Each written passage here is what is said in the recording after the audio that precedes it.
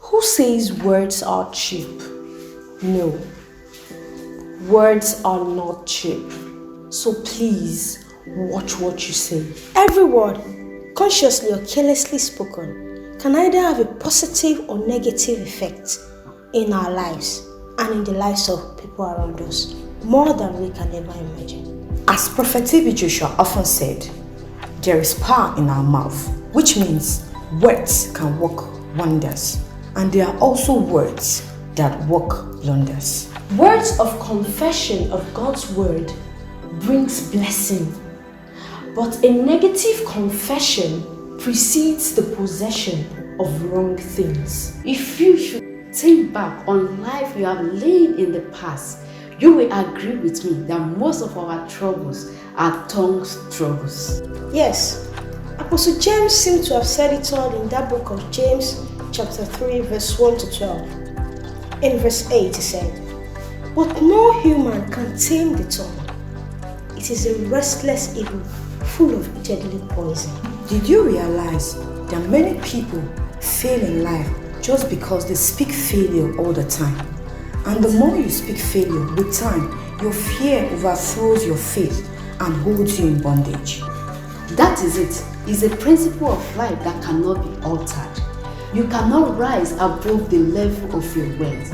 What you say will always locate you. If anyone speaks defeat, failure, anxiety, sickness, and the likes, such cannot rise above the level of defeat, failure, anxiety, and sickness. He has by his negative confession brought those things upon himself. What you confess, you possess. There is nothing like possession without confession. When you confess fear, fear holds you in bondage. Failure comes in the way of the man that confesses failure all the time. Of course, if you confess lack of once, you will stop the blessing of God from coming into your life. If you confess sicknesses, it brings you to a state of ill health.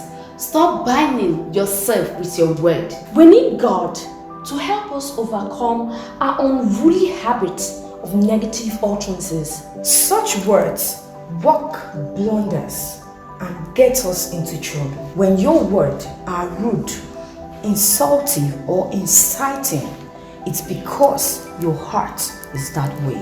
Negative words or inciting utterances will bring woe upon the speaker.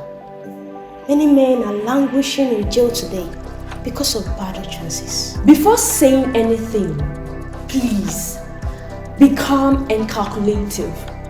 Never speak a word out of anger or under pressure or tension, because anything you say in such circumstances are words that you will most certainly regret later. Always remember the word of the psalmist in Psalm 141 verse 3. Set a guard, O Lord, over my mouth. Keep watch over the door of my lips. Prophet T.B. Joshua said, there is power in our mouth. The belief in our heart is released by faith out of our mouth. We need to get into perfect harmony with God's word by recognizing the absolute truthfulness of God's word. We are able to confess them daily instead of our own words.